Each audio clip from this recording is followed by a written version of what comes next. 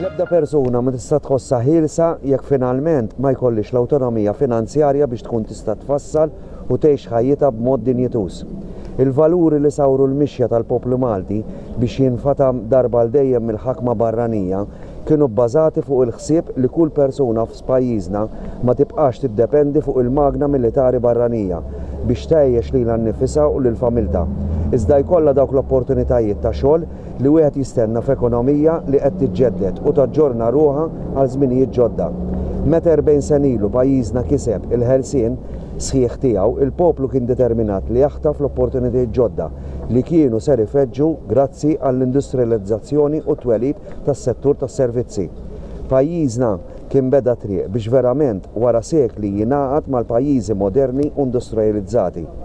Bħala ġewwa konna fuq quddiem nett, mhux biss fil-mixja biex pajjiżna jikseb il-Ħelsien sieħ tiegħu, iżda wkoll biex insaħħu l-kundizzjonijiet tax-xogħol, intejbu l-livell tal-għejxien u fuq kollox niksbu iktar drittijiet għal ħaddiema Maltin. Minn dakinhar sal-lum pajjiżna għamel kisbiet kbar, iżda qatt fadal xi jsir. Ma jistax ikun li sal-lum għad għandna ħaddiema li huma mċaħda minn paga ġusta, bil-konsegwenza li jkollhom jiffaċċjaw diffikultajiet biex iwettqu l-aspirazzjonijiet tagħhom.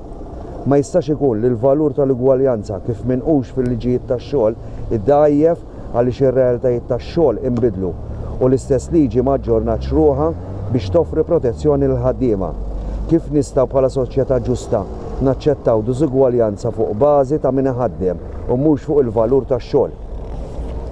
Nemmen li wasal iż-żmien li fejn jidħlu l-liġijiet tax-xogħol u l-kundizzjonijiet dawn ikunu perjodikament aġġornati biex l-ebda ħaddiem ma jinqabad fil-limbu bejn liġi li tkun staġnat u sidien li jkunu sabu l-opportunità biex jisfruttaw lil ħaddiema.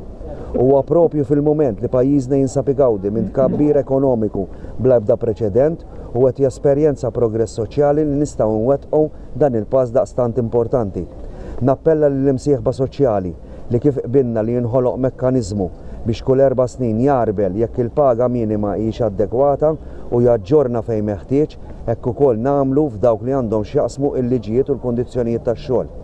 Dan l-appell jinkwadra wkoll fil-kampanja tagħna bħala ġewwa li qed nagħmlu biex il-prinċipju ta' ħlas ugwali jitwessa u jkun japplika għal ħaddiema li jinsabu jaħdmu u jagħmlu l-istess xogħol fl-istess post tax-xogħol.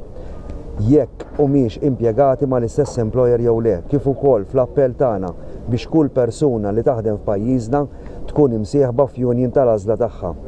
F'mument fejn it-tkabbir ekonomiku huwa wieħed b'saħħtu, il-pajjiż għandu jagħmel dak kollu possibbli biex itejbu l-kundizzjonijiet tal-impjiegi tal-ħaddiema li huma l-uniku riżors li għandha Malta.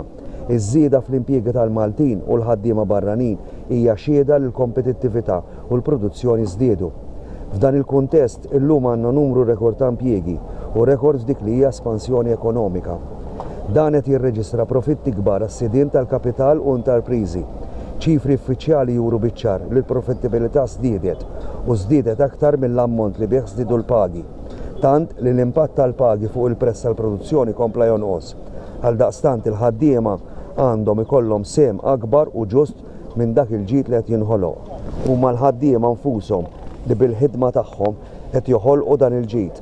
Għalhekk din il-ħidma għandha tkun riflessa fil-kundizzjonijiet, pagi u kwalità ta' ħajja aħjar. Żgur li f'dan il-kuntest ta' suċċess, ħelsien u progress ma nistgħu qatt naċċettaw li jisem Malta jiġi mkasbar barra minn xtutna f'istituzzjonijiet Ewropew għal skopijiet partiġjani huwa ta' għajb min ikasbar art welidu.